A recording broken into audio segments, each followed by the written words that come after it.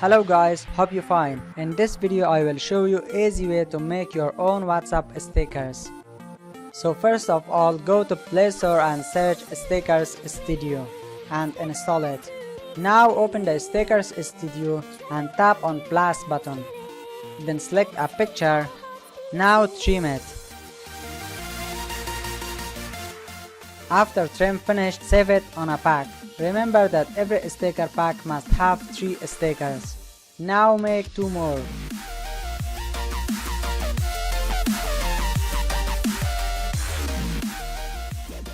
Now click on the WhatsApp button and add.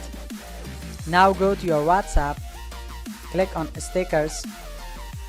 Now you can see your own sticker is ready for use. Like this you can make your own stickers. Thanks for watching this video and don't forget to hit the like button below the video and share it with your friends. If you want to see more videos like this, then click subscribe and join us. Thank you very much.